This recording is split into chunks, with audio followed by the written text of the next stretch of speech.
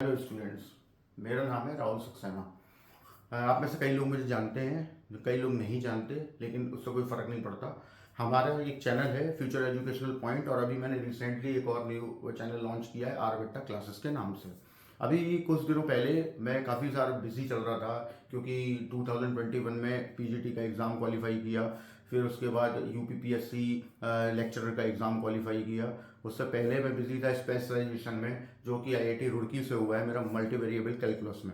तो अभी क्या है कि जब मेरे पास सारे बच्चों के मैसेजेस आना स्टार्ट हो गए व्हाट्सएप पे और इन टेलीग्राम पे या फेसबुक वगैरह पे, जो जैसे मैं उसको कनेक्ट कर सकता था, उसने मेरे से बोला कि सर आप एक बार वीडियोस बनाना स्टार्ट कर दीजिए।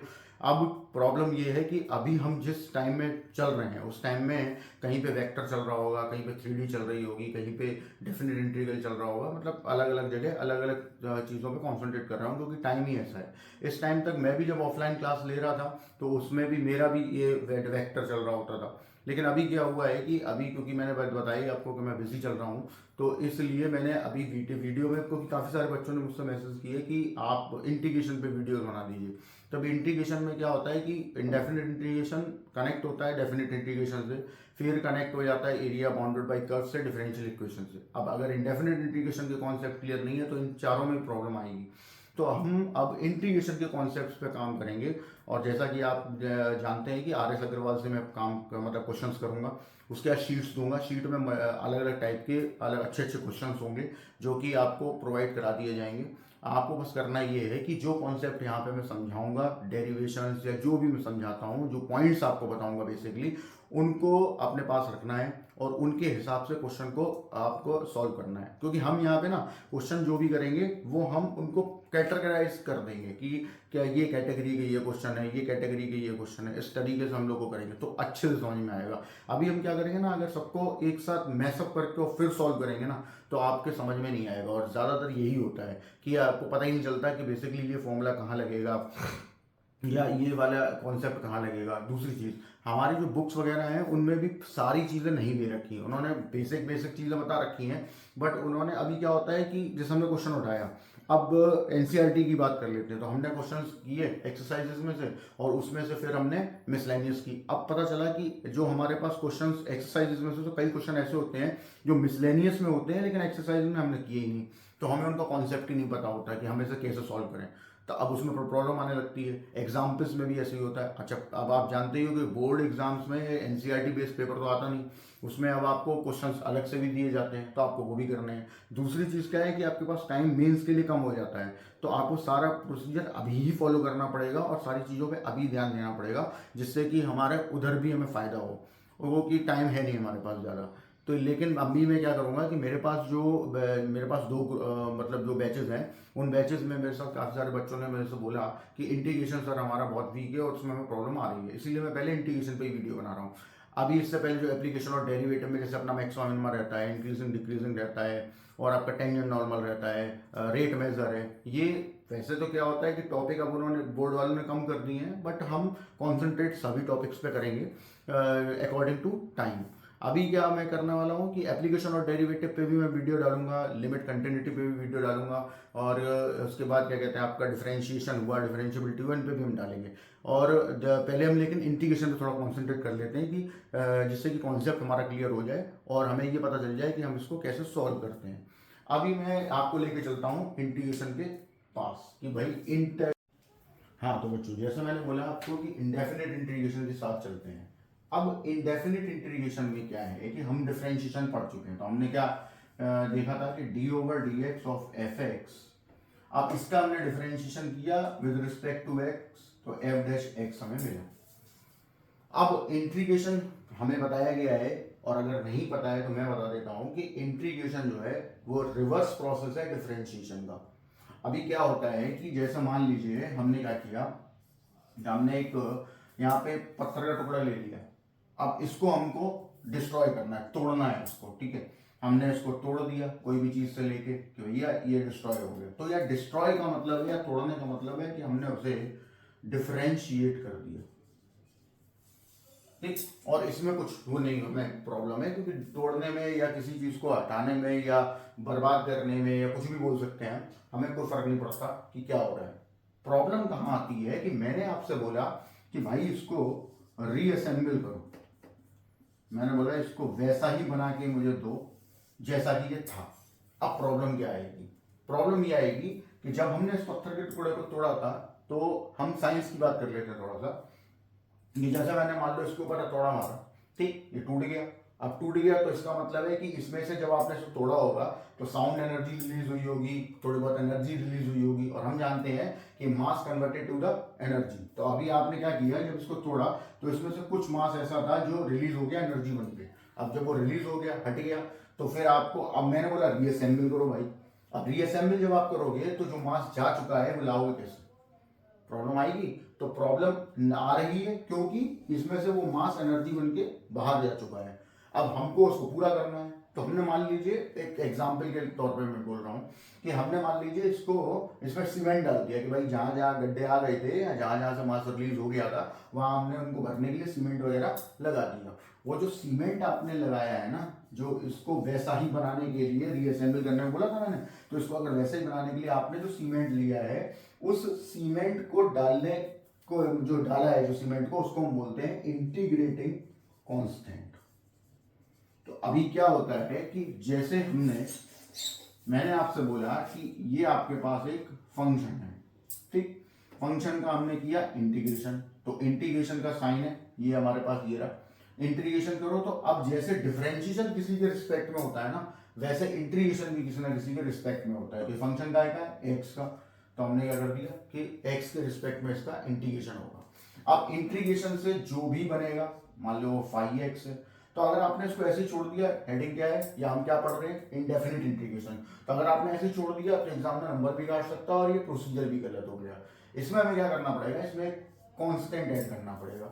ये जो कांस्टेंट है ना, ये वही सीमेंट है जो आपने इसको रीअसेंबल करने के लिए बनाया था या डाला था।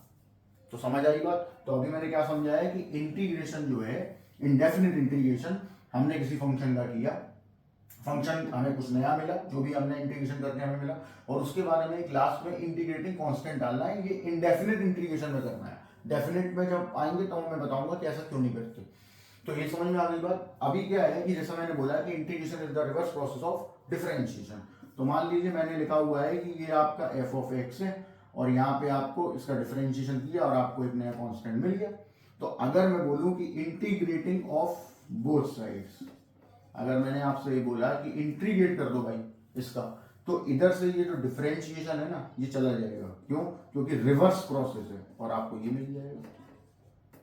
क्लियर है? या हम इसकी जैसा जैसा इसमें ये लिखा हुआ ना, ये चीज लिखी हुई है, इसको बिल्कुल वैसा ही देखना चाहें, क्योंकि इसको कोई फर्क नहीं पड़ता। हमें केवल मोटिव, मतलब हमारा ये होना चाहिए, मतलब बेसिकली हमारा जो कहना है वो ये है कि ये सेम चीज डिफरेंशिएशन में हम करते हैं। डिफरेंस क्या है केवल कि जब आप करते हैं, तो जैसे मैंने बोला कि आपने इसका डिफरेंशिएशन किया और आपको एक नया फंक्शन मिल गया, ठीक, ये बात हो गई क्लियर। अभी हम क्या करने वाले हैं कि अब मैंने कहा कि इसको यहां से सामने ले जाओ, तो ये जब सामने जाएगा, उस साइड जाएगा ना, तो इंटीग्रेशन बन के जाएगा। ये क्लियर हो गई बात। और जब इंटीग्रेशन हो जाएगा या जो भी आ जाएगा, तो हमें लास्ट में एक कांस्टेंट ऐड करते हैं। क्लियर? तो ये बात आपके दिमाग में बैठ जानी चाहिए कि ये इस तरीके से काम करता है। लेकिन प्रॉब्लम क्या है कि जैसा मैंने बोला था कि हमने डिफरेंशिएट किया, किसी पत्थर को तोड़ दिया, डिस्ट्रॉय कर दिया, वो आसान था, ठीक। ये वैसा ही आसान है जैसे कि आपको मैं रियलिस्टिक ढंग से बताऊं ना, कि करियर को बनाने के लिए बहुत काम करना पड़ता है, बहुत मेहनत करनी पड़ती है और बहुत हार्ड वर्क करना पड़ता है, लेकिन बिगाड़ने के लिए कुछ नहीं करना पड़ता, ठीक है। आपको उसमें कुछ करना ही नहीं है। बेसिकली जो मैं बोल रहा हूँ ना, कुछ नहीं करना, कुछ नहीं करना मतलब कुछ करना ही नहीं है, तो आपका करियर वैसे ही बिगड़ जाएगा, ठीक है। लेकिन बनाने के लिए आपको बहुत मेहनत लगेगी। तो वही चीज इंटीग्रेशन या रीअसेंबल में करना पड़ेगा। कि डिफरेंशिएशन में जो आसानी से हो रहा था ना, डिफरेंशिएशन में आपको बस कुछ चीजें याद रखनी थी। केवल एक चीज बेसिकली ध्यान रखना होता था कि हमारे पास वहां होता चेन रूल, यहाँ नहीं होता। वहां पे चेन रूल का मतलब क्या होता है, जैसे मैंने e की पावर sin x लिख दिया, मैंने बोला चलो भाई डिफरेंशिएशन कर लो, डिफरेंशिएशन आपने किया, e की power sin x as it is, और sin x का हो गया cos x, that is chain rule या प्रोडक्ट रूल। लेकिन यहां प्रॉब्लम क्या आएगी कि अगर मैं आपसे बोलूंगा e की पावर sin x का इंटीग्रेशन कर लो, तो ये पॉसिबल नहीं, ठीक। तो उन्हीं रूल्स की मैं बात कर रहा हूं कि कब इंटीग्रेशन पॉसिबल होगा और कब इंटीग्रेशन पॉसिबल नहीं होगा। हमें दोनों बातें ध्यान रखनी है। खासकर जब मैं बच्चों को बताता हूँ ऑफलाइन, तो मैं सबसे पहले इस बात पर देता हूँ कि मैथमेटिक्स में आपको एक चीज़ पे ध्यान रखना है कि क्या चीज़ नहीं करनी है वो पता होना चाहिए, क्योंकि करने वाला तो आपको समझ में आ जाएगा, ये नहीं करने वाली बात जो है ना, इस पर दिमाग सबसे पहले जाता है। जैसे फॉर एग्जाम्पल बता रहा हूँ, क्योंकि कई बच्चों को मैंने ऐसे करते देखा हुआ है, जैसे कहीं कहीं फंस गए, मान लीजिए, मतलब या ध्यान ही नहीं दिया उन्होंने, मतलब कोई अंडर रूट में प्लस बी लिखा हो, ए स्क्वायर प्लस बी स्क्वायर लिखा हुआ है, तो कई लोगों को मैंने करते देखा हुआ है कि वो ए प्लस बी लिख देते हैं। कैसे हो जाएगा? पॉसिबल ही नहीं है। ठीक सिमिलरली जब ये तब की बात है जब उनके दिमाग में कुछ नहीं आ रहा होता, कोई कॉन्सेप्ट नहीं होता, आगे बढ़ने का कोई रास्ता नहीं होता, तब अब जैसे ये लिखा हुआ है तो बहुत से लोग ये कर देते हैं। कैसे हो जाएगा? पॉसिबल ही नहीं है। तो मैं यही बोल रहा हूँ कि जब आपके पास कोई चीज़ का तोड़ नहीं होता ना, कोई सोल्यूशन नहीं होता, कोई रास्ता नहीं होता, तब हमें ऐसे दिमाग में आने लगते हैं कि यार ये कर दें, ऐसा करने से हो जाए। हो सकता है कई बार आंसर मैच कर भी गया हो, मतलब बाई लक या तुक्का मान लो या हिट एंड ट्रायल कर लो, कुछ भी कर लो, तो उन्हें लगता है कर सकते हैं, कर नहीं सकते भाई, वो बाई चांस आपका तुक्का बैठ गया, तो हर बार नहीं बैठेगा। तो इसीलिए आपको सही चीज़ पता होनी बहुत जरूरी है। इसीलिए मैंने बोला कि आपको क्या करना है भले ही पता ना हो, लेकिन क्या नहीं करना है पता होना बहुत जरूरी है। तो आप इस कॉन्सेप्ट को हम थोड़ा सा फेयर बना लेते हैं।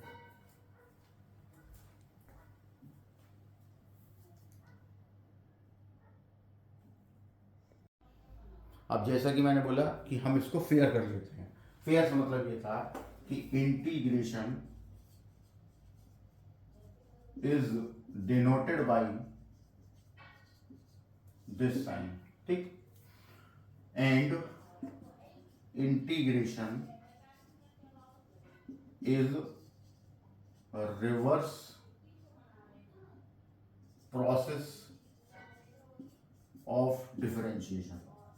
तो अब जैसे कि मैंने अभी समझाया भी था, तो अभी फिर मैं बता दे रहा हूं कि रिवर्स प्रोसेस है। इसका मतलब ही है कि आप जो काम डिफरेंशिएशन में कर पा रहे थे वो इंटीग्रेशन में नहीं कर पाएंगे, तो इसीलिए वो काम करना भी नहीं है। तो जैसे मैंने बताया ना कि दिमाग में सबसे पहले वही आएगा जब इंटीग्रेशन नहीं होगा, तो सबसे पहले वही आएगा कि ये कर लेते हैं। तो आप एक चीज से ध्यान रखना कि इंटीग्रेशन जब, इसीलिए मैंने ये चीज लिखी हुई है कि integration is the reverse process of differentiation. कि इंटीग्रेशन आपने मान लो आपके दिमाग में नहीं आ रहा और आपने किसी तरीके से कर दिया और आंसर आ गया, अब आपने आंसर मैच किया, आंसर मैच नहीं कर रहा, तो बहुत से लोग ये देख लेते, इस बात समझ लेते हैं कि यार आंसर गलत भी हो सकता है, बुक में बिल्कुल हो सकता है, बट आपका आंसर सही है इसकी कोई गारंटी नहीं है। तो उस महावत्ता में आपको क्या करना है, क्योंकि मैंने क्या लिखा हुआ, integration is the reverse process of differentiation. तो आपको क्या करना है कि जो आंसर आया है ना उसका डिफरेंशिएशन करके देखो, देखो क्वेश्चन बन रहा है कि नहीं बन रहा। जैसे मान लीजिए, अब फॉर्मूले तो हम बाद में डिस्कस करेंगे, जैसे हमने साइन एक्स का इंटीग्रेशन किया, अब साइन एक्स का इंटीग्रेशन हो गया माइनस कॉस एक्स। अब आपको चेक करना है कि भाई ये सही है या नहीं है, तो इस पूरे का आप क्या कर देंगे, डिफरेंशिएशन। तो आपने डिफरेंशिएशन किया, कॉस का डिफरेंशिएशन हो गया माइनस साइन, और कांस्टेंट का हो गया 0, तो ये क्या आ गया साइन एक्स। लॉट पे क्वेश्चन बन गया, इसका मतलब सही है। समझ आई बात? तो यही मैं बोल रहा हूँ कि चाहे कोई एग्जाम में भी जाओगे ना, तो यहाँ पे भी आपको अगर कोई डाउट है, कुछ लग रहा है कि यार मेरे को समझ में नहीं आ रहा है कि सही है या नहीं है, तो ये कर सकते हो आप वहाँ पर, जिससे कि आपको ये पता चल जाए कि भाई मेरा आंसर ठीक है या नहीं है।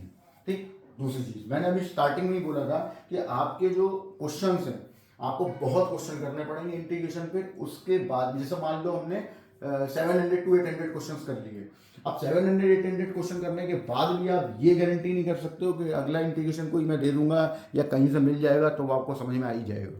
ठीक। लेकिन एक चीज समझ में आ जाए, एक चीज हो जाएगी दिमाग में कि आप उसको अटेम्प्ट करने की कोशिश करोगे। अभी जो हार्डेस्ट क्वेश्चन होते हैं हम उनको देख के छोड़ देते हैं, वो छोड़ोगे नहीं, हम लोग उसको अटेम्प्ट करेंगे। तो इसलिए कॉन्सेप्ट का जानना बहुत जरूरी है। Integration is denoted by this sign and integration is the reverse process of differentiation. ये दो बातें वैसे तो बहुत सिंपल है कि हाँ यार ठीक है समझ लिया, ये तो बुक में भी लिखा हुआ है, लेकिन ये दिमाग में भी रखना है। तो इस चीज का ध्यान रखना बेसिकली कि आपको ये दोनों पॉइंट याद रखने हैं, अपने माइंड में फिक्स कर लीजिए। अब है क्या, हमने पढ़ा था कि जैसे डिफरेंशिएशन है, तो डिफरेंशिएशन में हमने एक टॉपिक है डिफरेंशिएबिलिटी। वो ये हमें बताता है कि कोई फंक्शन डिफरेंशिएबल होगा या नहीं होगा, ये हमें देखना होता है। तो हमें उसका प्रोसीजर फॉलो करना है कि भाई लेफ्ट हैंड डेरिवेटिव निकालो, राइट हैंड डेरिवेटिव निकालो, अगर दोनों इक्वल आ जाए तो डिफरेंशिएशन हो जाएगा या डिफरेंशिएबल है, और अगर नहीं आते हैं इक्वल तो मतलब डिफरेंशिएबल नहीं है। या लेफ्ट हैंड डेरिवेटिव इन्फिनिटी आ जाता है तो वहीं छोड़ देते हैं प्रोसीजर को, भाई डिफरेंशिएबल नहीं है। तो यहाँ इंटीग्रेशन में भी सिंपल सी बात है, रिवर्स प्रोसेस है, तो यहाँ इंटीग्रेशन में भी ऐसा होता होगा, बट हम अभी उसको डिस्कस करने नहीं जा रहे हैं, हम अभी कॉन्सेप्ट पे आ रहे हैं। अब हम यहाँ पे सबसे पहले स्टार्टिंग करेंगे कि हम ये पता कर लेते हैं कि फॉर्मूले क्या हैं।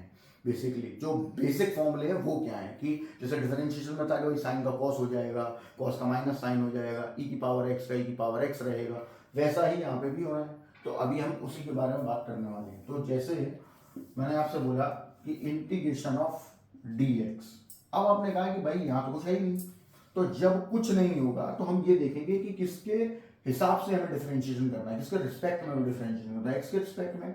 तो यहाँ हम क्या कर लेते हैं, हमें एज्यूम कर लेते हैं कि भाई ये जीरो है, एक्स की पावर जीरो, तो फॉर्मूला बन जाता है एक्स की power zero plus one upon zero plus one. अब ये अटेम्प्ट हुआ कैसे, तो यहाँ पे एक फॉर्मूला जनरेट हो जाएगा, डिफरेंशिएशन में उसका उल्टा हुआ था। हमने डिफरेंशिएशन में पढ़ा था कि x की पावर n का अगर हम डिफरेंशिएशन करें तो n x की पावर n माइनस वन बनता है। अब क्योंकि डिफरेंशिएशन का ये रिवर्स प्रोसेस है, मतलब हम रीअसेंबल कर रहे हैं, तो हम यहाँ पे एक फॉर्मूला जनरेट कर लेते हैं x की पावर n, और यहाँ पर आपके पास आ जाएगा x to the power n plus one upon n plus one plus constant. और ऐसा क्यों हुआ, कांस्टेंट तो मैं आपको बता ही चुका हूँ। आप रीअसेंबल कर रहे हो तो जिस चीज के टुकड़े कर चुके हैं, जो एनर्जी रिलीज हो गई थी, मतलब मास जो रिलीज हो गया था एनर्जी बन के, तो उसके लिए हमने सीमेंट ऐड किया हुआ है, तो सी है वो। अभी एक्स की पावर एन प्लस वन, क्योंकि हम रीअसेंबल कर रहे हैं, किसी चीज को दोबारा से जनरेट कर रहे हैं, बना रहे हैं, तो वो बढ़ेगी, कम नहीं होगी। डिफरेंशिएशन में क्या हो रहा था, कम हो रही थी, पावर नीचे आ गई एन माइनस वन, एक कम हो गई, इसमें एक बढ़ा देनी है। दूसरी चीज रिवर्स प्रोसेस है, इसका मतलब इसमें जो चीज मल्टीप्लाई में आ रही थी वो यहाँ डिवाइड में आएगी। सिंपल लॉजिक याद रखने का कि यहाँ पे मल्टीप्लाई में आ रहा था तो यहाँ डिवाइड में आएगा। ठीक, तो पहला फॉर्मूला हो गया। दूसरा, मान लीजिए मैंने बोला e की पावर x, अब e की पावर x जो भाई साहब है ना, ये थोड़ा बेशरम होते हैं, इन पर डिफरेंशिएशन इंटीग्रेशन कुछ नहीं फर्क पड़ता, तो ये e की पावर x ही रहेंगे, that is the exponential function. तीसरा एक और आ गया a to the power x, a to the power x की बात अगर हम कर लें तो ये भी एक्सपोनेंशियल फंक्शन है, तो एक्सपोनेंशियल a की पावर x और अपॉन लॉग ए। अब आप याद करो डिफरेंशिएशन वाला, डिफरेंशिएशन में हमने a पे पावर x का डिफरेंशिएशन किया था, तो a पे पावर x लॉग a था, याद है ना, ये मल्टीप्लाई में चला गया था। अब यहाँ पे क्या हो गया, डिवाइड में। तो मैं वही बोल रहा हूँ कि यहाँ डिफरेंशिएशन, इसलिए मैंने पहले ही बता दिया कि differentiation is the reverse process of integration, और रिवर्स प्रोसेस है तो मतलब जो यहाँ होगा वो इंटीग्रेशन में नहीं होगा, यानी डिफरेंशिएशन में जो करते आए हैं वो इंटीग्रेशन में नहीं कर पाओगे आप। तो पहले तो ये तीन हो गए, इनको आप नोट कर लीजिए, ठीक है। अभी हम नेक्स्ट फॉर्मूले में चलते हैं, फॉर्मूला नंबर 4। अब जैसे इंटीग्रेशन आया कि हमने एक क्वेश्चन पढ़ा हुआ था, जैसे मान लो ये आ गया, तो इसमें बड़ा कंफ्यूजन होता है। इसमें कंफ्यूजन क्या होता है, जब जो नए नए बच्चे होते हैं ना, उनके संग तो अक्सर होता ही है, ठीक है, क्योंकि बाद में तो एक्सपीरियंस हो जाता है। वो क्या करते हैं कि वन अपॉन एक्स है तो एक्स की पावर माइनस वन ऐसा कर लेते हैं, और फिर उसके बाद इसका इंटीग्रेशन इस फॉर्मूले से कर देते हैं, इस फॉर्मूले से एक्स की power minus one plus one plus constant, ऊपर तो जीरो हो गया, नीचे जीरो हो गया, और फिर ये इन्फिनिटी बन जाएगा, तो गड़बड़ हो गई। अब वो बहुत से लोग इस पर ये भी करते हैं कि पूछते हैं मुझसे कि सर वो फिर हम ऐसा कर क्यों नहीं सकते, तो कर इसलिए नहीं सकते क्योंकि यहाँ पे क्या है, ये एक सर्टेन कंडीशन है वन अपॉन एक्स, और हमने अभी बताया differentiation is the reverse process of integration. तो आप याद करो कि लॉग एक्स का इंटीग्रेशन क्या था, वन अपॉन एक्स, वो सॉरी लॉग एक्स का डिफरेंशिएशन क्या था, वन अपॉन एक्स। अब जरा देखिए, जब लॉग एक्स का वन अपॉन एक्स था तो इसका मतलब ये हुआ, तो अभी थोड़ी देर पहले ही मैंने बताया था कि इसको जब मैं उधर लेके जाऊंगा तो ये फिर ऐसा हो जाएगा, ठीक। अब इसका मतलब क्या, वन अपॉन एक्स का क्या हो गया इंटीग्रेशन, लॉग एक्स। तो ये नहीं करना था, ये प्रोसीजर ही आपका बेकार था, गलत था, तो ये नहीं करना है। यहाँ पे क्या आ जाएगा, लॉग एक्स, और जैसा कि हम जानते हैं कि हमें प्लस कॉन्स्टेंट करना पड़ेगा, क्यों, क्योंकि वो सीमेंट है जो हमें वहाँ पे डालना है, उस जो वहाँ पे कमी रह गई है तोड़ने के बाद, उसको पूरा करने के लिए, ठीक है ना। ये अभी आगे बढ़ते हैं, नेक्स्ट पॉइंट पे पहुँचते हैं, मतलब फिफ्थ पॉइंट पे पहुँचते हैं। अभी हमारे पास आ गया कि फिफ्थ वाले पॉइंट में कि हमने मान लो साइन एक्स का किया इंटीग्रेशन, तो अभी क्या होगा, सेम प्रोसीजर। आप डिफरेंशिएशन से सोच सकते हो क्योंकि रिवर्स प्रोसेस है। तो डिफरेंशिएशन में क्या कहा गया था कि भाई कॉस एक्स जो होता है उसका होता है माइनस साइन एक्स, तो साइन एक्स का क्या होता है कॉस एक्स। अब क्योंकि रिवर्स प्रोसेस है तो यहाँ क्या हो जाएगा साइन एक्स का माइनस कॉस एक्स और प्लस एक कांस्टेंट। उल्टा करके देख सकते हो, इसका डिफरेंशिएट करोगे ये आएगा, क्योंकि कॉस का होता है माइनस साइन, माइनस पहले से बाहर है, माइनस माइनस प्लस हो गया, तो ये बन गया आपका कॉस का माइनस साइन। नेक्स्ट उसके बाद आ गए हम 6th पॉइंट पे। हमने यहाँ पे किया कॉस एक्स का एज यूजुअल साइन एक्स हो गया प्लस कांस्टेंट। फिर हमने किया, अब आपने कहा मैं तो टेन एक्स का करूंगा, बस यहां प्रॉब्लम क्रिएट हो गई, क्योंकि टेन एक्स का डायरेक्ट कोई फॉर्मूला नहीं है, मतलब डायरेक्ट ऐसे नहीं है, सॉल्व हो जाएगा। लेकिन अभी फिलहाल हम उसको जैसे डिफरेंशिएशन में बोल रहे थे ना कि डिफरेंशिएशन जो होता है आपका, उसमें हम कुछ भी कर सकते हैं, कहीं पे भी कर सकते हैं, कैसे भी सॉल्व कर सकते हैं, बस प्रोडक्ट रूल दिमाग में रखना होता है। इंटीग्रेशन में ऐसा नहीं होता है, इंटीग्रेशन में आप 10x प्रॉब्लम करेगा, तो इसकी जगह मैं आपको एक चीज बता रहा हूँ, उस पर ध्यान रखना, वो क्वेश्चंस में भी काम आएगी। जैसे मैंने बोला एफ डैश एक्स और अपॉन एफ एक्स, मतलब कहने का ये मतलब है कि नीचे आपके पास जो फंक्शन दिया हुआ है उसका डिफरेंशिएशन ऊपर लिखा हुआ है। अब डिफरेंशिएशन वैसा ही होना चाहिए जो उस एग्जैक्ट आएगा। जैसे मान लीजिए नीचे x लिखा हुआ है, ऊपर dx हो गया, तो उसका डिफरेंशिएशन हो गया, क्योंकि 1 हो गया ना x का डिफरेंशिएशन। ठीक, तो इसीलिए मैं बोल रहा हूं कि यहाँ पे आपके पास जो फंक्शन डिनोमिनेटर में पड़ा हुआ है उसका एग्जैक्ट डिफरेंशिएशन अगर हमें ऊपर मिल जा रहा है या हम बना पा रहे हैं, दोनों बातें हैं, कभी कभी नहीं मिलता तो हम बना भी लेते हैं, ठीक है, तो अगर मिल जा रहा है तो फिर उस कंडीशन में ऐसा कर सकते हैं कि डायरेक्ट फॉर्मूला हम लगा सकते हैं log एफ एक्स। और ऐसा क्यों होता है उसका रीजन थोड़ा सा इंटीग्रेशन बढ़ जाए, आगे पढ़ लो आप, क्वेश्चन वगैरह कर लो, फिर उसके बाद मैं इसका रीजन भी दूंगा कि ऐसा हुआ क्यों। ठीक है, फिलहाल अभी तो ये है कि आप इसे एज अ फॉर्मूला ट्रीट करो। अब बात आ जाती है जैसे 10x का हमने किया, अभी हम केवल फॉर्मूला अप्लाई कर रहे हैं। हमने कहा भाई 10x का कर लो, 10x का कैसे होता है भाई, साइन और अपॉन में हो गया कॉस। ठीक, तो इनको हम क्या लिख सकते हैं, साइन अपॉन कॉस। अब साइन अपॉन कॉस में कॉस का डिफरेंशिएशन क्या होता है, माइनस साइन। कॉस का डिफरेंशिएशन माइनस साइन है और यहाँ माइनस है, मैंने बोला पूरा पूरा डिफरेंशिएशन ऊपर मिलना चाहिए, तो हम एक माइनस बाहर कर लेंगे और एक माइनस अंदर कर लेंगे, बिल्कुल कर सकते हैं, माइनस माइनस न्यूट्रल हो गया ना कॉस। अब आप देखो कॉस का डिफरेंशिएशन ऊपर मिल रहा है माइनस साइन, इसका मतलब नीचे का डिफरेंशिएशन ऊपर मिल गया, तो हम क्या लिख लेंगे, वो ऊपर वाला फॉर्मूला 7th वाला ऑन हो जाएगा। तो यहाँ क्या हो जाएगा, माइनस का log cos x plus constant, ये आपका फॉर्मूला बन गया। अब इसको कई जगह कई बुक्स में अलग अलग तरीके से भी लिखा जाता है, तो उसमें कोई घबराने वाली बात नहीं है, वो एक सिंपल सा लॉजिक है कि हम इसको लॉग सेक एक्स भी लिख सकते हैं। अब बहुत लोग सोच रहे होंगे यार ये कैसे हो गया, तो सिंपल है, उसमें कुछ नहीं है, काफ़ी लोगों को समझ में आ भी गया होगा। सिंपल ये है कि आप क्या करोगे कि हमारे पास लॉग की प्रॉपर्टी है log m to the power n, ठीक, वो बन जाता है m log n। हमने वही लॉजिक यहाँ क्रिएट कर लिया है कि आपके पास जो ये बन रहा था ना माइनस का लॉग कॉस एक्स, तो हमने क्या कर दिया, माइनस को हमने पावर बना दिया, कॉस एक्स की पावर -1, और 1 अपॉन कॉस क्या हो जाएगा, सेक एक्स। तो ये लॉग सेक एक्स लिख दो आप एग्जाम में या क्वेश्चन करते समय, या माइनस लॉग कॉस एक्स लिख दो, दोनों से कोई फर्क नहीं पड़ता, दोनों सही है, ठीक है ना। तो ये आप नोट कर लीजिए पहले तो यहाँ तक, फिर उसके बाद हम नेक्स्ट पॉइंट पे चलते हैं। चलिए अब हम आगे बढ़ते हैं नेक्स्ट पॉइंट पे, 10 का हो गया हमारा। अभी हम नेक्स्ट पे पहुंचे तो हमारे पास आ गया सिमिलरली कॉट। अब कॉट में क्या हो गया, cos x upon sine x. ठीक, अब मैंने क्या बोला था, डिफरेंशिएशन डिनोमिनेटर में एक फंक्शन पड़ा हुआ है, उसका डिफरेंशिएशन हमें अगर ऊपर मिल जाता है, ये हमें खुद देखना भी पड़ेगा, ठीक है, तो आपको यहाँ पता होना चाहिए। ठीक, साइन का डिफरेंशिएशन क्या हो गया, कॉस एक्स मिल गया ऊपर, तो इसका मतलब है हम इसको लिख सकते हैं लॉग साइन एक्स। अब सिमिलरली कई सारी बुक्स में ऐसा भी होता है, जैसे मान लो माइनस मैंने यहाँ लिख लगा लिया और साइन एक्स की पावर एक -1 कर दिया, क्योंकि माइनस लॉग की प्रॉपर्टी से पीछे आ जाएगा, माइनस माइनस प्लस मतलब यहीं आ जाएंगे, लेकिन इससे हमें फायदा क्या हुआ, ये लॉग कॉसेक एक्स बन गया, क्योंकि 1 upon sine is nothing but cosec x.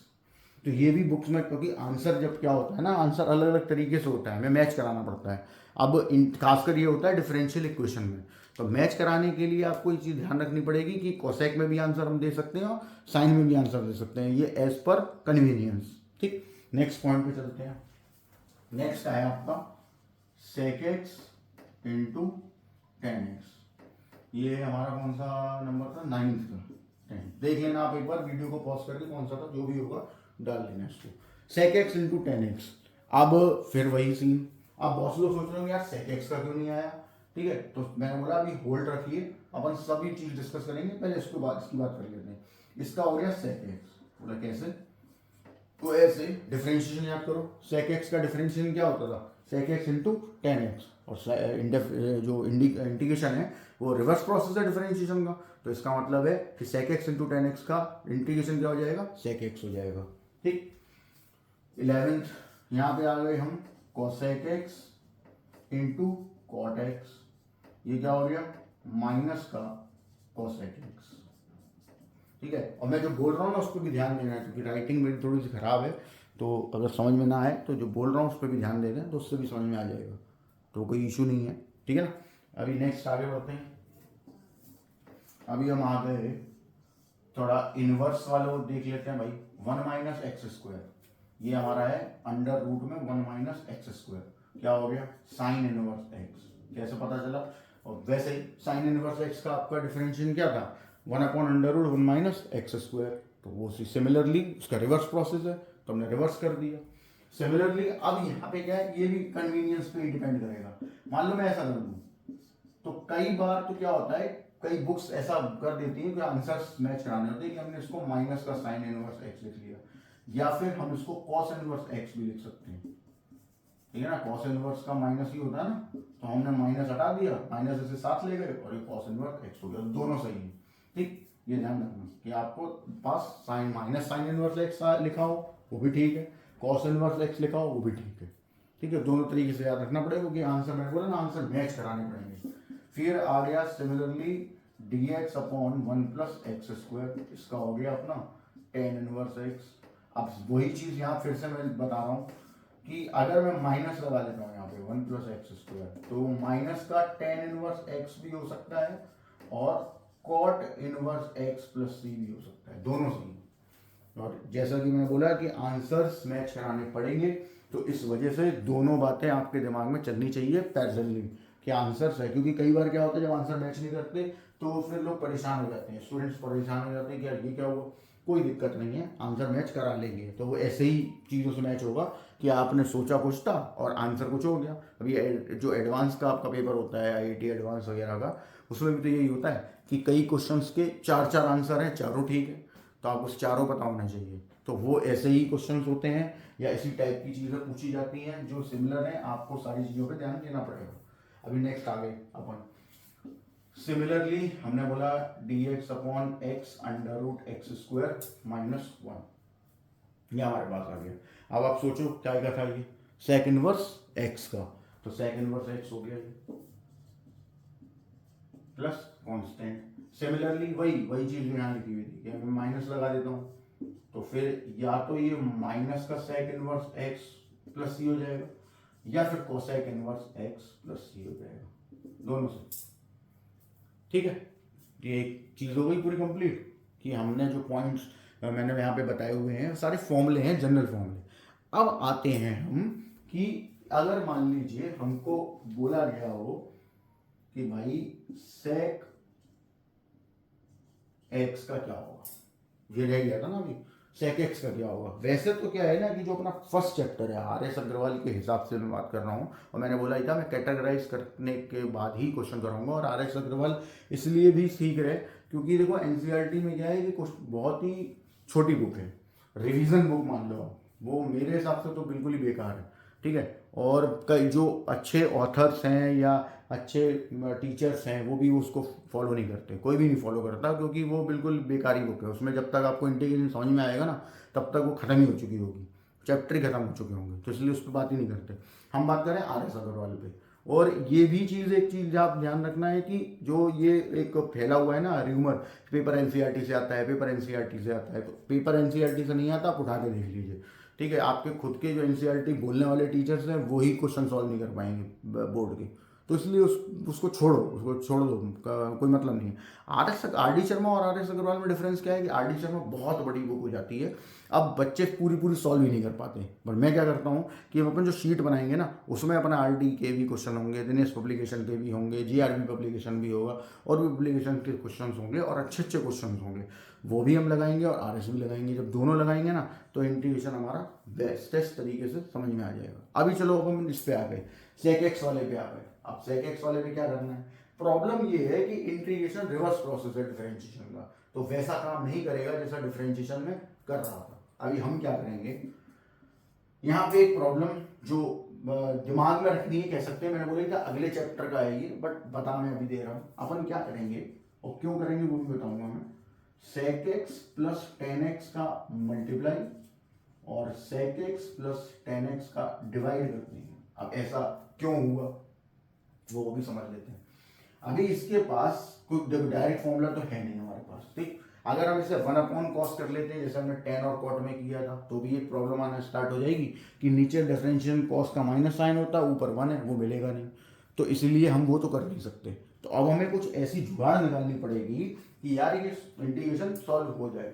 तो वो जुगाड़ की वजह से हमने ऐसा किया हुआ है। अब देखिए इधर मैं एक चीज दिखा रहा हूँ आपको कि हमने क्या किया कि अगर मैं इतना हिस्सा देख लूँ एक बार, क्योंकि हमें क्या है, हमने वो लॉजिक अभी मैंने बताया ना कि नीचे का डिफरेंशिएशन ऊपर मिल जाए, डिनोमिनेटर जो है ना उसका डिफरेंशिएशन ऊपर मिल जाए, तो वही बनाने की हम कोशिश कर रहे हैं। अब जरा इसका डिफरेंशिएशन करो इस वाले पार्ट का, ठीक। इस वाले पार्ट का डिफरेंशिएशन हमने किया, यहाँ लिख दे रहा हूँ मैं, डिफरेंशिएशन करना है। सेक एक्स टेन एक्स हो गया और इसका सेक स्क्वायर एक्स हो गया। अब अगर आप सेक एक्स कॉमन ले जाते हो यहाँ से, तो अंदर बनेगा sec x plus tan x, वही बन गया ऊपर वाला, इसलिए किया। तो इसका मतलब नीचे डिफरेंशियल ऊपर मिल रहा है, मतलब हम इसको क्या लिख सकते हैं, log sec x plus tan x और प्लस कांस्टेंट। सिंपल लॉजिक, समझ आ गई पर, इसलिए ऐसा किया था, ठीक है ना। फिर समझ लीजिए, sec x, हमने sec x का इंटीग्रेशन करना था, हमने क्या किया, sec x plus tan x का multiply, sec x plus tan x का डिवाइड। अब ऐसा क्यों किया, क्योंकि हमारे पास इसको सॉल्व करने का और कोई रास्ता था नहीं, तो हमारे पास एक फॉर्मूला था कि f dash x upon F x लिखा हुआ है, तो हम log एफ एक्स लिख लेते हैं। इस वजह से ऐसा किया, और फिर हमने क्या किया, डिनोमिनेटर वाले पार्ट का डिफरेंशिएशन देखा कि इसका डिफरेंशिएशन देखो जरा, ये sec x tan x plus sec square x, sec x common आ गया तो sec x plus tan x हो गया, ऊपर वाला मिल गया पूरा। इसका मतलब है कि नीचे का डिफरेंशिएशन ऊपर मिल रहा है, मैंने log में लिख सकते हैं, और इंटीग्रेशन हो गया कंप्लीट। अब इसका एक और आंसर होता है, यहां पर हम ऐसा भी लिख सकते हैं, मतलब रहेगा सेम, प्लस की जगह माइनस और बाहर एक माइनस, वो लॉजिक वही जो अभी हमने यहाँ किया था या 10 वाले में बताया था, तो सेम रहेगा कि हम यहाँ पर इसको ऐसे भी लिख सकते हैं, एज पर आंसर या एज पर कन्वीनियंस, ये आंसर टाइम में दिया जा रहा है। तो ये अब होगा क्या, जब आप आंसर निकालोगे ना, तो sec x plus tan x आपने लिखा, अब आप सोचोगे यार इसमें तो माइनस आ रहा है बुक में और मेरा प्लस आ रहा है, दोनों सही हैं। आप नहीं करना चाहते हैं, यहाँ छोड़ना चाहते हैं, यहाँ छोड़ दीजिए, कोई प्रॉब्लम नहीं है, नंबर पूरे मिलेंगे, ठीक है। लेकिन आंसर मैच कराना है, आपको लग रहा है कि यार मुझे आंसर मैच कराना चाहिए या ऑब्जेक्टिव है, तो फिर ये ध्यान रखना है, ठीक। तो ये दिमाग में रखना है। एक और होता है इसका, ठीक, अगर हम इसको सॉल्व करें, ट्रिग्नोमेट्री का यूज करके सॉल्व करें, तो यहाँ पर एक और आ जाएगा, log 10 pi by 4 plus x by 2 plus constant. तो ये भी सही है, मतलब ये भी आंसर दे देते हैं कई बार कि आपको आंसर दिया हुआ होगा कि भाई ये ऐसे ऐसे कर दीजिए और ये आंसर ला दीजिए। अब आपने दोनों आंसर निकाले, मान लो आपने आंसर ये भी निकाल लिया और आपने आंसर ये भी निकाल लिया, मैच एक भी नहीं किया, हमें आपको मैच कराना है। तो जब मैच कराना है ना, तो फिर ये हो सकता है ये आंसर, ये भी एक पॉसिबिलिटी है। और पॉसिबिलिटी कोई भी हो, हमें सारी दिमाग में रखनी पड़ेगी, क्योंकि क्वेश्चन का आंसर मैच कराने की हैबिट डालिए, बिकॉज ऑफ काम आएगी आपके डिफरेंशियल इक्वेशन में, सबसे ज़्यादा हेल्प करेगी आपको डिफरेंशियल इक्वेशन में, क्योंकि वहाँ आंसर्स मैच कराना बहुत टेढ़ा काम होता है, इसलिए बोल रहा हूँ मैं। तो ये पॉइंट हो गया। अब सिमिलरली बिल्कुल ऐसा ही आपको यहाँ करना है, कहाँ, cosec x वाले में। cosec x का क्या हो जाएगा, minus log cosec x plus cot plus constant, या फिर log cosec x minus cot plus constant. इसका भी तीसरा होता है। अभी मैं डिस्कस करूंगा उसके बारे में भी, आप पहले इसको नोट कर लो। और उधर अभी उस वाले को भी डिस्कस कर लेते हैं, अभी हम दोनों चीज़ों में डिस्कशन कर लेते हैं। जैसे ये था, ये आंसर मेरा आ गया। अभी मैं एक चीज़ समझा रहा हूँ, ध्यान देना, sec x plus tan x। तो जैसे कुछ लोगों को समझ में नहीं आया, बाई चांस आ गया, बहुत अच्छी बात है। ये आपको दिया होगा ना, ये कैसे आया? तो मैंने अभी क्या बताया था, माइनस यहाँ ले लिया अपने मन से, अब क्योंकि उसे न्यूट्रल करना अपने मन से तो ले नहीं सकते, -1 कर दिया, और लॉ की प्रॉपर्टी से पीछे आ जाएगा तो प्लस हो जाएगा। इससे क्या हुआ, ये बना 1 sec x plus tan x। अब इसको हम अगर रेशनलाइज कर देते हैं, यहीं पे लॉग के अंदर ही हो रहा है जो कुछ हो रहा है, ठीक, माइनस लॉग, ऊपर बन जाएगा sec x minus tan x, और नीचे बन जाएगा sec square x minus tan square x। और ये क्या होता है, आइडेंटिटी होती है 1, तो इस वजह से ये माइनस का log sec x minus tan x, तो ये आंसर आ गया। ठीक, सिमिलरली थर्ड वाला आंसर तो हमारे पास आ रहा है, उसको भी डिस्कस कर लेते हैं यहीं पे। जैसे ये आ गया, वो यहाँ से भी आ जाएगा, यहाँ से भी आ जाएगा। सपोज पहले मैं यहाँ से देख लेता हूँ कि हमने इसको उठा लिया log sec x plus tan x को, उठाने के बाद हमने इसको सॉल्व किया, ट्रिग्नोमेट्री लगाई, 1/cos और sin x upon cos x, LCM ले लिया, 1 प्लस sin x और अपॉन में आ गया cos x। अब हमने इसमें हाफ एंगल फॉर्मूले लगाएंगे, तो अब सवाल आता है हाफ एंगल फॉर्मूले लगाएंगे कौन सा लगा दें? तो आपको यहाँ जो वो आंसर मिल रहा है वो tan में लाना है, ठीक है, या तो ये वाला लॉजिक है, क्योंकि अगर आप 2 sin x cos x लगाते हो वो उससे भी हो जाएगा, और यहाँ 1 की जगह sin square x plus cos square x by 2 रख देते हो तो वो सॉल्व करना और पड़ेगा। मैं क्या बोल रहा हूँ कि आप इसको ऐसे करो, 2, अब जैसे मैंने इसको साइन लिया हुआ है तो आप इसको ऐसे भी कर सकते हो। तो देखिए हमने इसको लिखा cos 90 माइनस थीटा, और इसको लिखा sin 90 माइनस थीटा। क्यों किया ऐसा? क्योंकि जो चीज़ cos के साथ हो जाएगी वो sin के संग नहीं हो पाएगी। अभी वो देखेंगे आप इसमें कि कैसे कर रहा हूँ मैं, तो अभी कॉन्सेंट्रेट बनाए रखिए।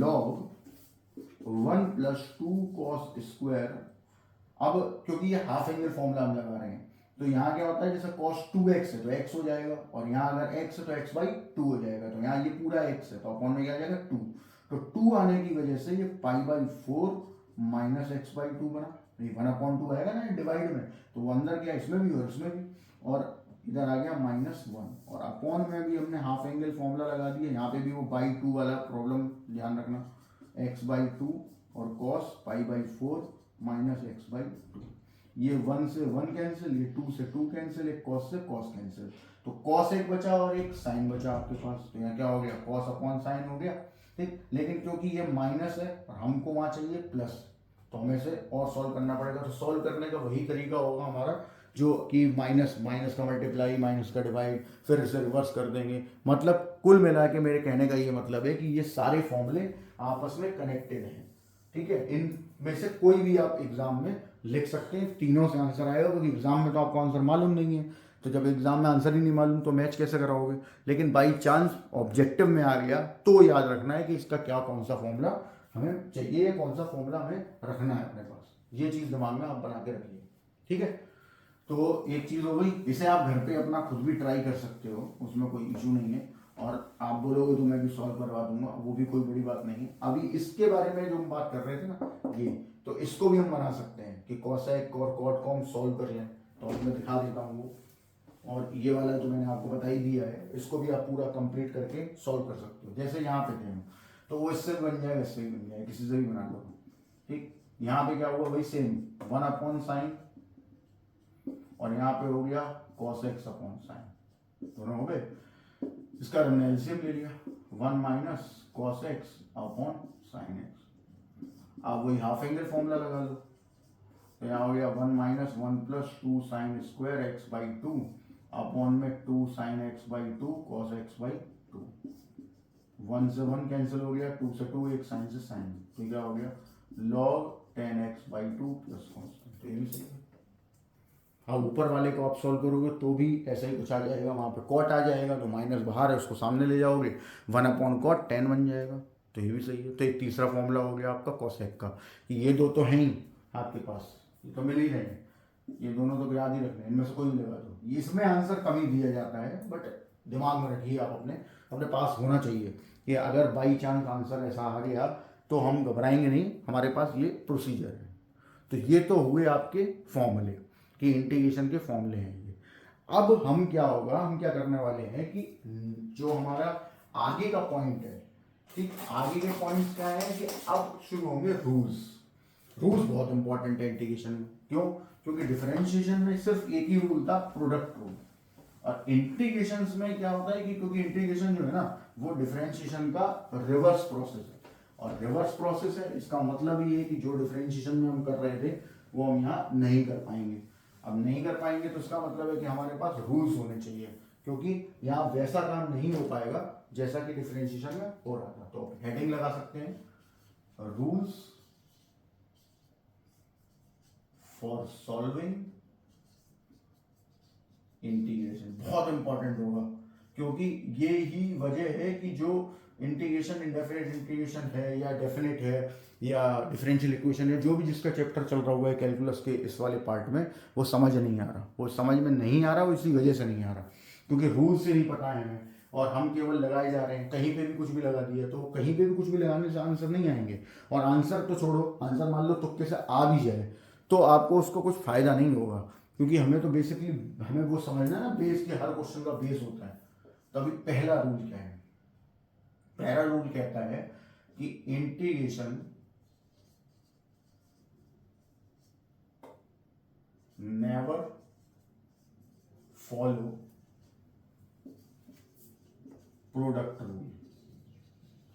इंटीग्रेशन प्रोडक्ट रूल फॉलो नहीं करता। तो पता ही है मैं क्यों नहीं करता, क्योंकि डिफरेंशिएशन का क्या है, रिवर्स प्रोसेस, तो इसमें नहीं होगा।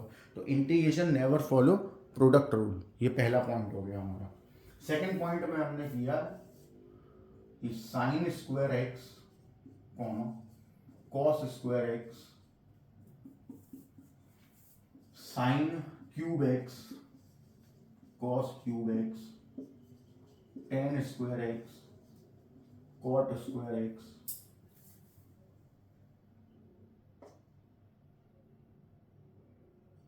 सेक cube x cosec cube x और एनी पावर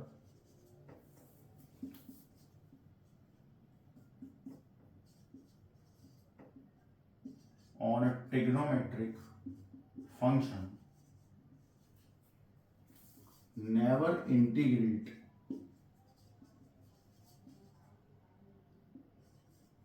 डायरेक्टली। क्या मीनिंग हुआ इस बात का, सभी बातें करते हैं। तो ये लिख मैंने इसलिए, वैसे लिखने को तो मैं एनी ट्रिग्नोमेट्री लिख सकता था, लेकिन उसमें फिर सेक स्क्वायर एक्स भी काउंट हो जाएगा। ठीक, अब सेक स्क्वायर एक्स का इंटीग्रेशन वो, अच्छा हाँ, एक चीज जो बगल में अभी हमने फॉर्मूले लिखे थे ना, उसमें आप ये दो दिमाग से निकल गया, उसको बढ़ा लीजिएगा। वैसे वो कुछ ऐसा हैवी है नहीं, 10x, क्योंकि 10x का डिफरेंशिएशन क्या था हमारा, सेक स्क्वायर एक्स। तो 10x सेक स्क्वायर एक्स का इंटीग्रेशन 10x, और कोसेक स्क्वायर एक्स का हो गया माइनस का कॉट एक्स, ये दो वहां बढ़ा देना। ठीक है, तो वो भी आ जाता है इसमें, लेकिन उनके तो डायरेक्ट इंटीग्रेशन के फॉर्मूले हैं। अभी हम क्या बात कर रहे हैं कि अगर किसी ट्रिग्नोमेट्रिक फंक्शन के अंदर ऊपर पावर आ जाती है आपके पास, जैसे मैंने लिखी हुई है sine square cos square sine cube cos cube tan square cot square sec cube cosec cube और any power of any trigonometric function, तो वो इंटीग्रेशन डायरेक्ट नहीं होगा। अगर उनका कोई फॉर्मूला है तो बात अलग है, जैसे सेक स्क्वायर एक्स का डायरेक्ट हो गया 10x, कोसेक स्क्वायर एक्स का हो गया माइनस कॉट एक्स, तो एक अलग चीज़ है। लेकिन अगर कोई फॉर्मूला नहीं है हमारे पास, डायरेक्टली कोई मेथड नहीं है, तो इनकी डायरेक्ट इंटीग्रेशन पॉसिबल नहीं है। तो फिर क्या करें? तो अगर हम if we integrate these type of function then, तो फिर क्या करें? तो हम क्या करेंगे, जो हमारे पास ट्रिग्नोमेट्री के फॉर्मूले हैं उनकी हेल्प ले लेंगे, और फिर हम इनकी पहले पावर रिमूव करेंगे। तो सबसे पहले मैं यहाँ लिख दे रहा हूं कि if we integrate these type of functions then remove their powers। ठीक, if we integrate this type of functions then remove their powers. आपको क्या करना पड़ेगा, इनकी पावर्स को रिमूव करना पड़ेगा। ठीक, आप पावर्स को रिमूव करने के लिए, तो मैं एक एग्जांपल देता हूं। जैसे मैंने बोला साइन स्क्वायर एक्स से, ठीक, तो हम इसको तोड़ देंगे 1 माइनस कॉस 2x अपॉन 2 में। ठीक, सिमिलरली अगर मेरे को बोला गया है कॉस स्क्वायर एक्स, तो 1 प्लस कॉस 2x अपॉन 2 में तोड़ देंगे। कैसे, देख लीजिए एक बार, एक बता देता हूँ मैं। जैसे cos 2x के हमारे पास दो फॉर्मूले हैं, एक है 2 cos स्क्वायर x माइनस 1, तो 1 को अगर हम इधर ले आते हैं और अपॉन में 2 डिवाइड कर देते हैं तो cos स्क्वायर x हो गया। और अगर 1, जैसे हमारे पास एक दूसरा है साइन का, कि मान लो हमें साइन वाले की जरूरत पड़ रही है, तो 2 साइन स्क्वायर x को हम इधर ले आते हैं, cos 2x को उधर ले जाते हैं, 2 का डिवाइड कर देते हैं, तो 1 माइनस कॉस 2x अपॉन 2, ये 2 हो गए। उसी की हेल्प हमने यहाँ ले ली। ठीक, सिमिलरली मान लीजिए tan स्क्वायर x आ गया। अब बोले tan स्क्वायर x में क्या करें, कोई दिक्कत नहीं, वो दो फॉर्मूले हैं ना मेरे पास डायरेक्ट स्क्वायर वाले, उनकी हेल्प ले लेंगे। sec स्क्वायर x माइनस 1 और cot स्क्वायर x मिल जाएगा, तो cosec स्क्वायर x माइनस 1। ठीक है, ऐसे हमने इसको सॉल्व कर लिया। सिमिलरली अब अभी आप बोल रहे होंगे कि चलो भाई साइन क्यूब कॉस क्यूब में क्या करें, तो बेटा इसके लिए तो आपको और भी काम हम कर सकते हैं, मतलब अभी प्रेजेंट में नहीं, अभी जब हम जैसे जैसे धीरे धीरे इंटीग्रेशन में आगे बढ़ेंगे तो मैं खुद ही बता दूंगा वहां पर कि क्या करना है। फिलहाल यहाँ पे जो हम इस चैप्टर की बात कर रहे हैं, इस टॉपिक की बात कर रहे हैं ना अभी, कि अभी हमारे पास बहुत ज़्यादा वो नहीं है, टूल्स नहीं है, तो इसलिए अभी हम इसकी वो नहीं कर रहे, अभी हम डायरेक्ट यही से बता रहे हैं। तो हमारे पास साइन 3x का फॉर्मूला था, 3 sin x minus sine 3x और अपॉन में 4, दैट इज साइन 3x। ये लगा देंगे। अब इसमें देखिए कहीं पावर नहीं है, तो मैंने अभी बोला ना पावर रिमूव करनी पड़ेगी। वैसा तो एक और मेथड है इसका, बट वो आगे मिल जाएगा जब बताऊंगा मैं, तब आप उसको पढ़ लेना। अभी फिलहाल में साइन क्यूब एक्स अगर हमें मिल जाए तो हम उसको तोड़ देंगे, 3 sin x minus sine 3x upon 4। दूसरी चीज़, आंसर बहुत से लोग कैसे अभी करके बैठे होंगे, तो कह रहे होंगे इसका आंसर मैच ही नहीं करेगा।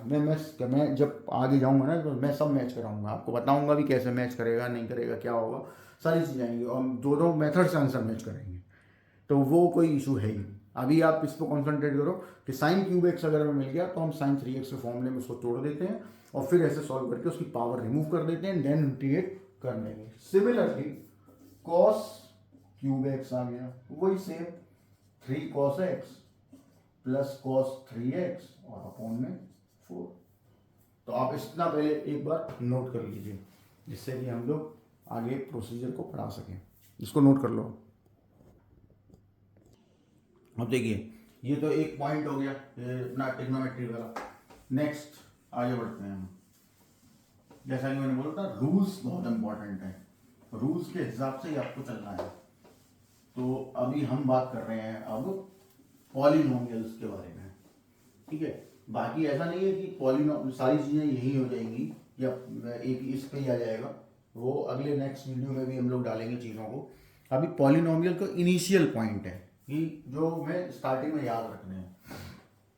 अब जैसे हमारे पास जो पीछे पॉइंट हो गए, उसके बाद हमने पॉइंट लिया, तीसरा होगा या फोर्थ होगा, जो भी होगा, आप एक बार वीडियो पॉज करके देख लेना।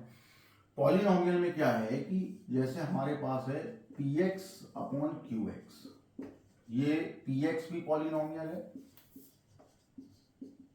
और qx भी पॉलिनोमियल है, दोनों हमारे पॉलिनोमियल है। अब इसमें हमें क्या याद रखना है, तो देखिए लास्ट में तो मैं आपको एक पूरा चार्ट तैयार करके दूंगा जब इंटीग्रेशन कंप्लीट हो जाएगा, तब उसके बाद वो चार्ट आप अपने दिमाग में रखिए, या जब तक क्वेश्चन करो सामने रखो, एक दो बार करोगे तो रिवाइज हो जाएगा और दिमाग में भी बैठ जाएगा। अभी इसमें क्या है, इसमें हमें ध्यान क्या रखना है कि power of px is greater than और equal to power of qx। अगर ये कंडीशन होती है कि px की जो पावर है, हाईएस्ट पावर है, डिग्री बोलते हैं इसको, वो qx की पावर से या तो बड़ी है या तो बराबर है, तो then first we divide px by qx। सबसे पहला काम आपको ये करना है, चाहे कोई भी पॉलिनोमियल की कंडीशन हो, अभी की बात कर लें, नेक्स्ट चैप्टर की बात कर लें, या और आगे चैप्टर्स आएंगे उनमें भी पॉलिनोमियल्स पे बेस्ड क्वेश्चन होंगे, उनकी बात कर लें, किसी की भी बात हम कर लें, तो ये ध्यान रखना है कि अगर ऐसा है तो पहले इस पर ध्यान देना है हमें, तो px की पावर qx की पावर से अगर इक्वल हो जाए या बड़ी हो जाए तो आपको पहले डिवाइड कर लेना है, सबसे पहला काम। उसके बाद क्या करना है, जब ये डिवीजन हो जाएगा तुम्हारा तो उसके बाद क्या करना है, देन अब आप जब डिवाइड हो गया तो उसको उस फॉर्म में लिखना है, क्योंकि कुछ डिवाइड ऐसे होंगे जो पूरे पूरे डिवाइड हो जाएंगे कि आपने क्यू एक्स का डिवाइड पी एक्स में किया, पूरा डिवाइड हो गया तो कोशिएंट आपने लिख लिया। अभी कुछ डिवाइड ऐसे भी होंगे पर रिमाइंडर बचेगा, और ज़्यादातर ऐसे होंगे ही इसमें रिमाइंडर बचेगा। तो अभी क्या करना है, आपने क्या किया कि जैसे पी एक्स को क्यू एक्स से डिवाइड मारा, अब डिवाइड करने के बाद यहाँ पे आपको कोशिएंट मिल गया, वो लिख लिया। फिर यहाँ पे आपको रिमाइंडर मिल गया, और रिमाइंडर जो है वो नंबर्स में भी मिल सकता है और पॉलिनोमियल में भी मिल सकता है, तो क्वेश्चन पे डिपेंड करेगा। और डिनोमिनेटर में आपका वो जो क्यू एक्स है वो आ गया, ठीक, तो उसको इस फॉर्म में लिख देना है। अब जब आप इंटीग्रेशन करोगे तो इंटीग्रेशन अब इसका नहीं होगा, क्योंकि इसको तो हम चेंज ही कर चुके हैं। अब इनके इंटीग्रेशन को हम अलग अलग करते हैं। रिमाइंडर को मैं ऐसे लिख देता हूँ आर एक्स, अब ये ऐसे होगा। अब क्या आया, अब प्रॉब्लम फिर वही आ गई, अगर ये नंबर हुआ, ठीक है, जैसे 1 हुआ, 2 हुआ, 3 हुआ, तो और फिर उसके बाद आपने सॉल्व किया, तो इसको सॉल्व करने की भी मेथड है। या पॉलिनोमियल हुआ तो अब डिवाइड तो हो नहीं रहा, क्योंकि तो रिमाइंडर है, लास्ट सिंपल मतलब लोएस्ट डिजिट आ गई होगी डिग्री में, तो एक तो डिवाइड होगा नहीं। तो अब क्या करेंगे, अब हम इस क्यू एक्स की तरफ जाएंगे, तो क्यू एक्स के दो पार्ट हो जाएंगे। बता मैं अभी दे रहा हूँ, जब पार्ट होंगे या इस टाइप का कोई क्वेश्चन आएगा तो वहां पे आपको दो चैप्टर मिलेंगे। एक चैप्टर आपको मतलब इसमें मिलेगा पार्शियल फ्रैक्शन का, जो उसी के बारे में हम बात करने वाले हैं। तो अभी बता दे रहा हूं मैं, पॉइंट पॉइंट पे डिस्कस कर लेते हैं कि यहाँ पे क्या है कि क्यू एक्स हैव फैक्टर्स। पहले हम क्या देखेंगे कि भाई इसके फैक्टर हो रहे हैं क्या, और क्यू एक्स हैव या Q x do not have factors. दो केस बनेंगे हमारे पास, ठीक, या तो क्यू एक्स के फैक्टर हो रहे होंगे या क्यू एक्स के फैक्टर नहीं हो रहे होंगे। दोनों केस की बात कर लेते हैं। अगर क्यू एक्स के फैक्टर हो रहे हैं तो ऑन हो जाएगा पार्शियल फ्रैक्शन मेथड, ये आपका पूरा एक चैप्टर है। और अगर क्यू एक्स के फैक्टर नहीं हो रहे हैं तो हो जाएगा कंप्लीटिंग स्क्वायर मेथड। ये पॉइंट बहुत जरूरी है, क्योंकि पॉलिनोमियल के काफी क्वेश्चन हमें मिलने वाले हैं, ठीक है ना। तो ये आप नोट कर लीजिए, पार्शियल फ्रैक्शन जब फैक्टर्स हो रहे हैं और जब फैक्टर्स नहीं हो रहे तो कंप्लीटिंग स्क्वायर मेथड। प्रोसीजर एक बार हम फिर देख लेते हैं। प्रोसीजर ये था कि भाई P x upon Q x, जिसमें पी एक्स क्यू एक्स दोनों पॉलिनोमियल, तो हमने देखा कि यार पी एक्स की पावर जो है हमारी क्यू एक्स की पावर से या तो बड़ी हो या तो इक्वल हो। दोनों ही केस में हमें पहले पी एक्स को क्यू एक्स से डिवाइड कर देना है। डिवाइड करने के बाद इसको इस फॉर्म में लिख लेना है, दोनों तरफ इंटीग्रेशन कर देना है। इसका अलग हो गया, इसका अलग हो गया। अब ये तो सिंपल हो गया, इसमें हम फिर फंस गए, इसमें तो फिर अभी वही आ गया, पॉलिनोमियल अपॉन पॉलिनोमियल भी आ सकता है, ऊपर नंबर भी आ सकता है, तो डिनोमिनेटर में पॉलिनोमियल आएगा, वो कैसे सॉल्व करें। तो फिर हम देखेंगे क्यू एक्स की तरफ। क्यू एक्स है फैक्टर्स और नॉट। फैक्टर्स हो गए पार्शियल फ्रैक्शन लग जाएगा, फैक्टर्स नहीं हुए कंप्लीटिंग स्क्वायर लग जाएगा। वो ये दोनों चैप्टर हैं आपके, कंप्लीटिंग स्क्वायर मेथड वाला भी सम स्पेशल इंटीग्रेशन के नाम से, और पार्शियल फ्रैक्शन तो पार्शियल फ्रैक्शन के नाम से ही है। तो वो जब आएगा तब की तब बात हो जाएगी उस पर कि कैसे करेंगे, कैसे सॉल्व करेंगे, वो सब बातें बात की हैं, ठीक। सिमिलरली अगर इसमें हम सेकंड पॉइंट बनाएं तो सेकंड पॉइंट में आप जाके अभी फिलहाल के लिए, क्योंकि होगा तो उसमें और भी काम, तो फिलहाल के लिए हम क्या कर लेते हैं कि power of P x is less than power of Q x. मान लो ऐसा आ गया, तो अब डिवाइड तो हो नहीं रहा, तो अब आप डायरेक्टली देन क्यू एक्स की तरफ जाओगे, मतलब डिनोमिनेटर की तरफ जाओगे, तो डिवाइड तो हो नहीं रहा। अब क्यू एक्स में फिर वही कहानी चलेगी कि हैव फैक्टर्स और डू नॉट हैव फैक्टर्स, दोनों चीजें यहाँ पे क्या था, यहाँ पे हमने वो तब देखा था जब डिवाइड हो गया, होने के बाद हमने उसको ऐसे रीअरेंज कर लिया, रीअरेंज करने के बाद फिर हमने क्यू एक्स देखा। यहाँ डायरेक्ट देखना है क्योंकि डिवाइड तो हो नहीं रहा, तो power of P x power of Q x से छोटी है, तो सीधा क्यू एक्स के पास जाओगे, देखोगे फैक्टर हो रहे हैं या नहीं हो रहे। फैक्टर हो गए तो फिर वही पार्शियल फ्रैक्शन लग जाएगा, फैक्टर नहीं हुए कंप्लीटिंग स्क्वायर मेथड लग जाएगा। पी एफ मतलब पार्शियल फ्रैक्शन और सी एस मतलब कंप्लीटिंग स्क्वायर मेथड। तो ये पॉलिनोमियल का डिजाइन हुआ। उसका ट्रिग्नोमेट्री का हमारे पास हो ही चुका है। अच्छा, अभी ट्रिग्नोमेट्री वाले पोर्शन में हम जब जाते हैं तो उसमें एक चीज़ आई थी, शायद आपने ध्यान दी ना हो, क्या हो सकता है आपको दिमाग में क्वेश्चन आ रहा होगा इस चीज़ पे, वो भी मैं उसके बारे में भी बात कर लेता हूँ। एक आया था कि यार integration of sec cube x, इसका क्या करें, या integration of cosec cube x, इसका क्या करें। तो इनके बारे में डिस्कशन है, इसका पूरा एक चैप्टर है हमारे पास, इंटीग्रेशन बाय पार्ट्स। उसमें एक मेथड आता है आइलेट फॉर्म, तो हम इसको आइलेट फॉर्म से सॉल्व करते हैं। तो इसीलिए मैंने नहीं बताया अभी, क्योंकि वो जब आएगा तो भी बताऊंगा। अभी तो हम केवल इनिशियलाइज कैटेगराइज कर रहे हैं इन चीज़ों को कि भाई ऐसे ऐसे चीज़ें हमें ध्यान रखनी है, ये चीज़ें सॉल्व करनी है, इस तरीके से हैंडल होगा। क्योंकि अभी फर्स्ट चैप्टर है, फर्स्ट चैप्टर उतना हार्ड नहीं होगा। उसमें क्या है, फर्स्ट चैप्टर में आप जाओगे तो पहले आपको इंटीग्रेशन बताएंगे कि भाई कैसे होगा, सिंपल भी होंगे, थोड़े से उलझे हुए भी होंगे, उनको हम कैसे सॉल्व करेंगे। तो आर एस अग्रवाल इसलिए अच्छी हो क्योंकि कैटेगराइज कर दिया गया है उन्होंने हर चीज़ को कि यार ऐसे करना है, इस तरीके से सॉल्व करना है।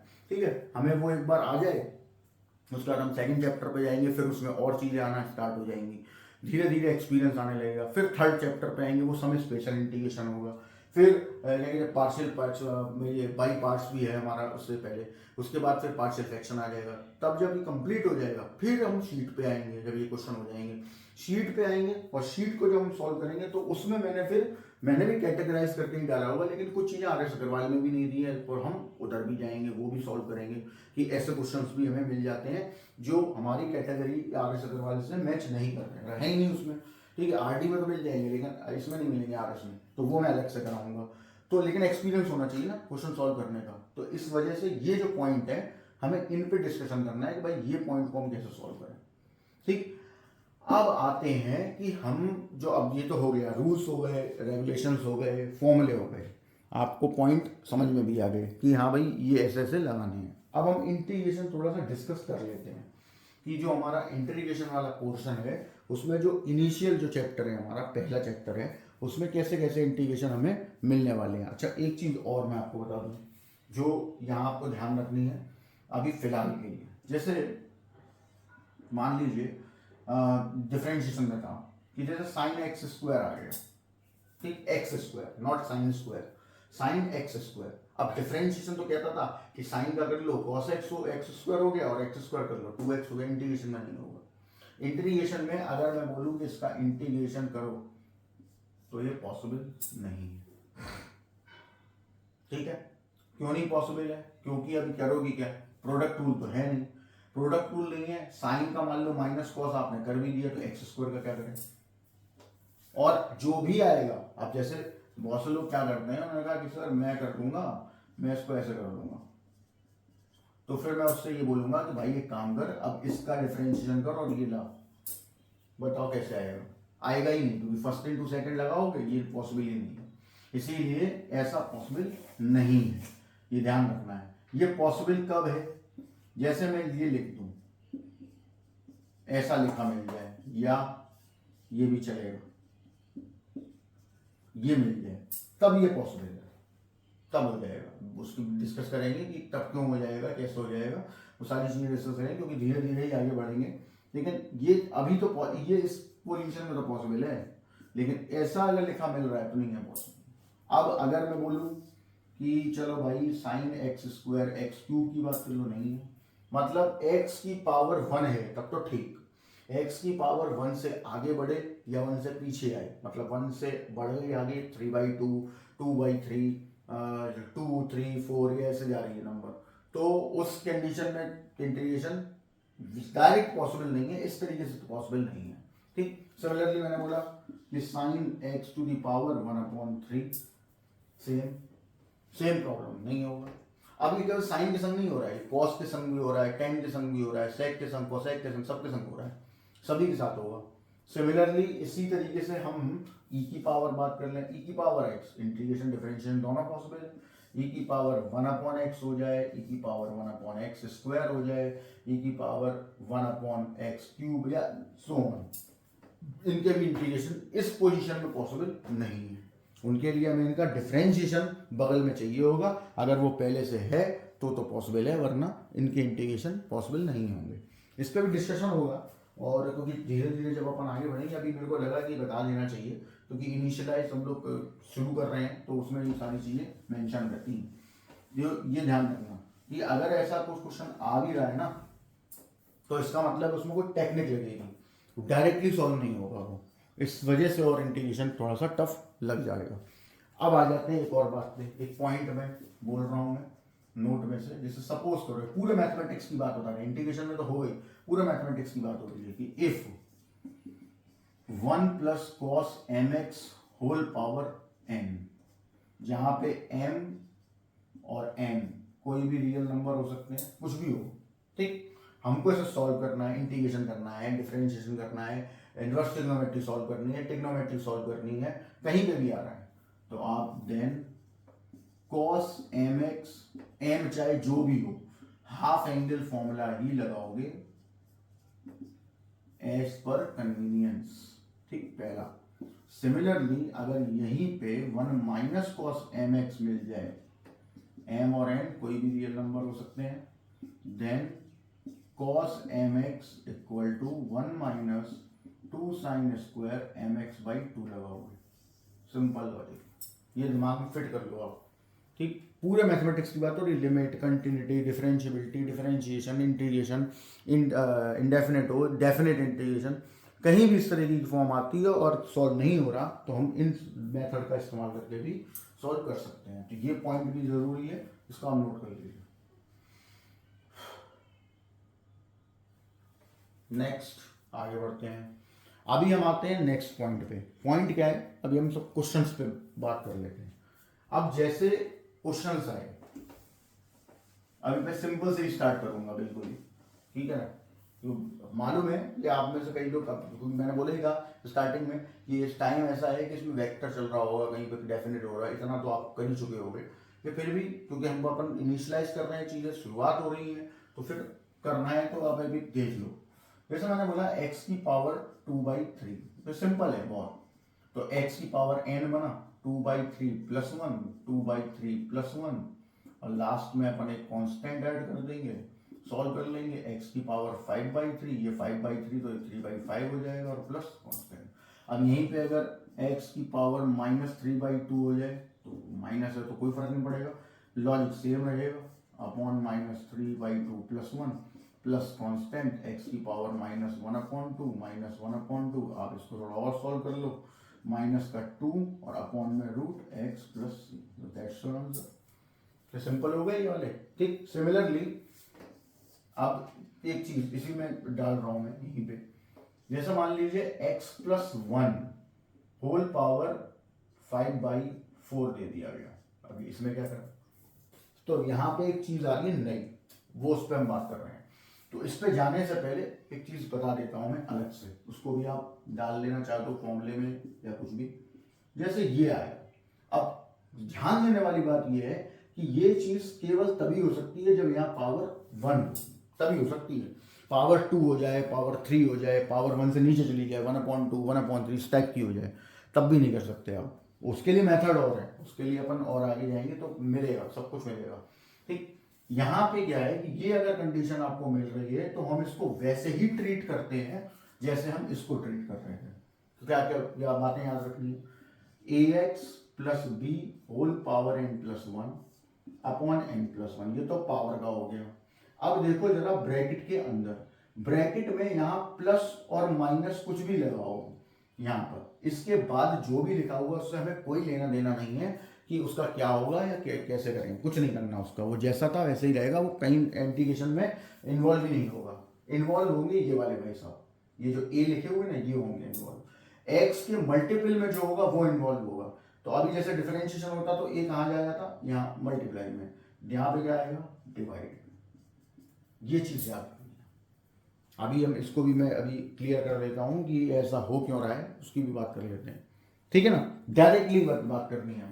अब ये हो क्यों रहा है उस पर बात कर लेते हैं। तो अब बहुत इंपॉर्टेंट बात एक है, उसको ध्यान देना जरा, ये तो हो गया, इसको आप वीडियो रोक के देख लेंगे। देखो ऐसा क्यों हो रहा है, हमने क्या किया, अंदर वाले ब्रैकेट को कुछ लेट कर लिया टी, इसको कहते हैं ट्रांसफॉर्मेशन।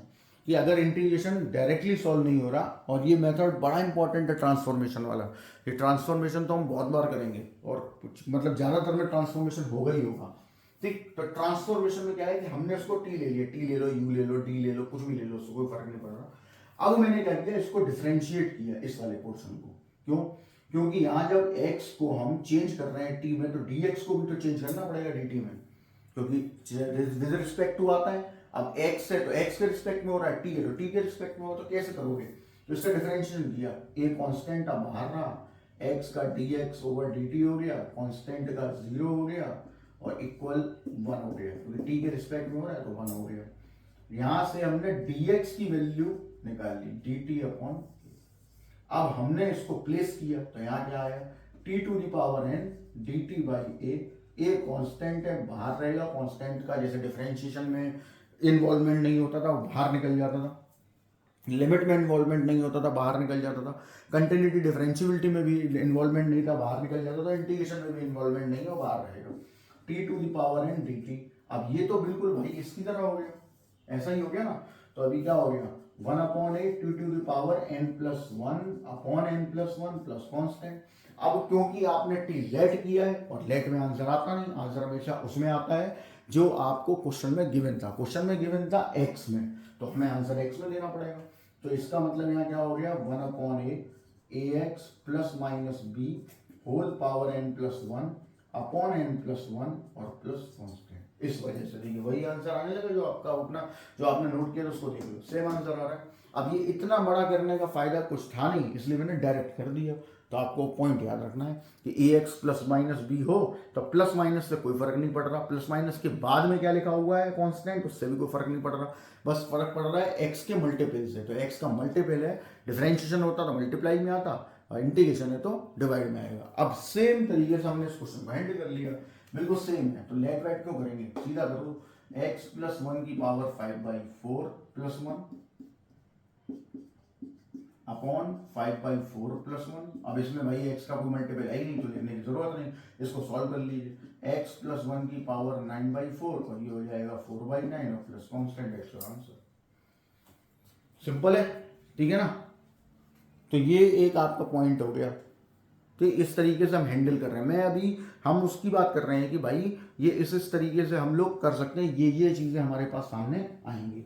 एक्सरसाइज की तो अभी मैं बात ही नहीं कर रहा हूँ, एक्सरसाइज की हम लोग नेक्स्ट वीडियो में बात करेंगे, अननेसेसरी वीडियो लंबा हो जाएगा, तो कोई मतलब भी नहीं है। अभी एक धीमे धीमे चलते हैं, क्योंकि इनिशियलाइज जब करते हैं ना कोई भी चीज़ तो बहुत आराम से चलना पड़ेगा।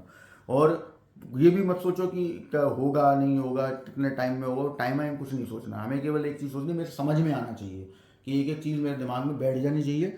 वो शुरू में क्या होता है, लगती बड़ा सिंपल है, यार तो बहुत सिंपल है, तो मुझे पहले से पता जरूर था, बट क्या होता है ना कि सही टाइम आएगा जब क्वेश्चंस करने का, उस समय आपने नहीं अप्लाई किया तो पता होने का कोई फायदा नहीं।